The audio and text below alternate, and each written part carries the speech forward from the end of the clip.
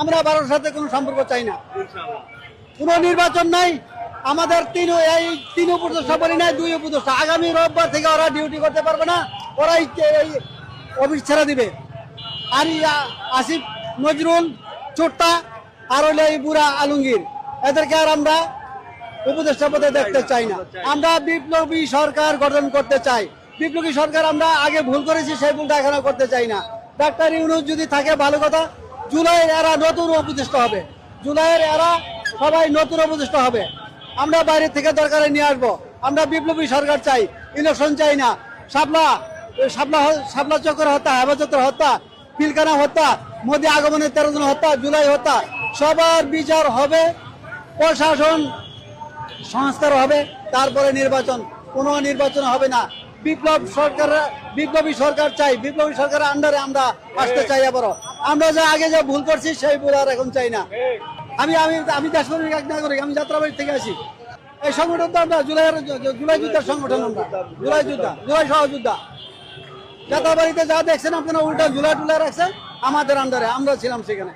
এখন আমরা চাই দিল্লি না ঢাকা, যেটা বলে দিল্লি না ঢাকা, ঢাকা ঢাকা। হ্যাঁ, আমরা জুলাই যুদ্ধেই যাত্রাবাড়িতে যে উল্টা জুলাই রাখা হয়েছিল পুলিশে, মনে আছে আপনাদেরকে? সে এরিয়াটা আমাদের, আমরা সহযোগিতা করছি। আমরা কার্ড চাই না, আমরা কোনো অফিসে যাইতে চাই না, জুলাই যুদ্ধের সার্টিফিকেট চাই না। আমরা দেশপ্রেমিক, আমরা দেশ চাই। আমরা ইন্ডিয়ার আধিপত্য থেকে বেরোতে চাই। আমরা দিল্লি না ঢাকা, ঢাকা ঢাকা চাই।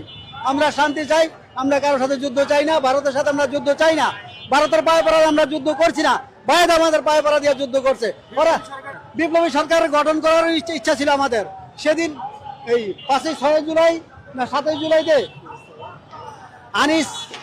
আসিফ নজরুল আর ওয়াকার মিল্লা একটা চক্রান্ত করে আমাদেরকে ডেকে নিয়ে ওরা সরকার গঠন করছে। ওদের ইচ্ছা মতো উপদেষ্টা নিয়ে গেছে, ওদের ইচ্ছা মতো উপদেষ্টা পাঠাইছে। ওদের যারা নাকি জীবনে কিছু জানে না, একটা মহিলা গৃহিণীকে এরা উপদেষ্টা দিয়ে বসে আছে। আমরা বিপ্লবী সরকার আবার ফিরে গঠন করতে চাই। বিপ্লবী সরকার গঠন করে আমাদের জুলাই যোদ্ধাদেরকে উপদেষ্টা বানাবো। তারপরে নির্বাচনে আমরা কাছেও চাই না, নির্বাচন চাই না। গণভোট যদি হয়, কোনো কারণবশত যদি ভোটে আমরা যাইতে চাই, তাইলে একটা এরিয়াতে একদিন ভোট হবে, 4 দিন আর ভোট হবে না। সম্পূর্ণ দলের লোক এখানে থাকবে। এই ভোট গণনা হওয়ার পরে আরেক স্টেজে দেবে। বামেরা যদি বলে খরচ বেড়ে যাবে, সেটা আমরা বুঝবো, আমাদের পকেট থেকে আমরা খরচ দিব। আমরা বিপ্লবী সরকারের মধ্যেই আছি। আর যদি কেউ আমার সাথে থাকেন তাহলে হাত উঠান। আমরা বিপ্লবী সরকার চাই, ডাক্তার ইউনূসকে চাই। ডাক্তার ইউনূস যদি বলে হ্যান্ড ওভার করে যে না